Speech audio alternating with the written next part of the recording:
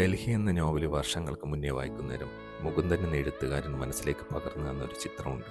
ആ പട്ടണത്തെക്കുറിച്ച് രാഷ്ട്രീയക്കാരും ടൂറിസ്റ്റുകളും പട്ടാളക്കാരും രോഗികളും മറാഠിയും ഗുജറാത്തിയും ദ്രാവിഡനും അറബിയും ജൂതനും ഫ്രഞ്ചുകാരും അങ്ങനെ എല്ലാ വിഭാഗക്കാരും വന്നിറങ്ങുന്ന തിരക്ക് പിടിച്ച ലോകത്തിലെ തന്നെ പഴക്കം ചെന്നൊരു നഗരം. ഞാൻ വായിച്ചറിഞ്ഞ ഡൽഹി വർഷങ്ങൾക്കിപ്പുറം ഇതാ എന്നെ അവിടേക്ക് ക്ഷണിക്കുന്നു. അരവിന്ദന് 1965 ജോലിക്ക് വേണ്ടി പോയപ്പോൾ കണ്ടറിഞ്ഞ ഡൽഹിയിലേക്ക് 60 വർഷങ്ങൾക്കിപ്പുറം ജോലിയുമായി ബന്ധപ്പെട്ട ട്രെയിനിങ്ങിന് വേണ്ടി ഞാൻ പോവുകയാണ്. എൻ്റെ കൂടെ കേരളത്തിലെ എല്ലാ ജില്ലകളിൽ നിന്നുള്ളവരുണ്ട്. ഒരു തമാശ പോലെ വേണമെങ്കിൽ കേരളത്തെയും കൊണ്ടാണ് ഞാൻ ഡൽഹിയിലേക്ക് പോകുന്നത് എന്ന് പറയാം.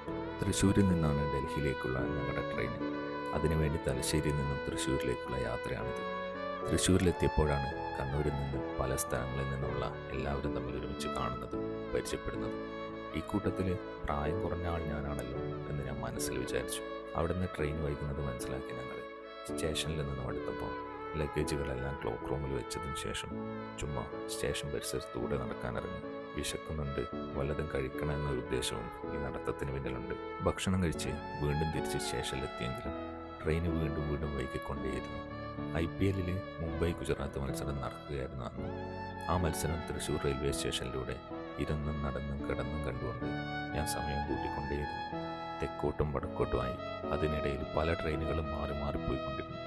അങ്ങനെ 8 മണിക്ക് ഞങ്ങൾ പോകാനിരുന്ന ട്രെയിൻ അവിടെ എത്തിയപ്പോൾ സമയം 1 മണി. ഒന്ന് കിടന്നാൽ മതി എന്ന പരുവത്തിലായിരുന്നു എല്ലാവരും. കിടക്കുന്നതിനിടയിൽ ആരോ പറയുന്നത് കേട്ടു, ഇവിടുത്തെ പോലെ ഡൽഹിയിൽ നല്ല മഴയാണത്ര. മഴയിൽ കുളിച്ച് നനഞ്ഞ നായയെപ്പോലെ ഡൽഹി ചുരുണ്ട് കിടക്കുന്ന സമയത്താണല്ലോ അരവിന്ദനും അവിടെ ചെന്നിറങ്ങിയതെന്ന് മനസ്സിൽ പറഞ്ഞുകൊണ്ട് ഞാനും ഉറങ്ങാൻ കിടന്നു.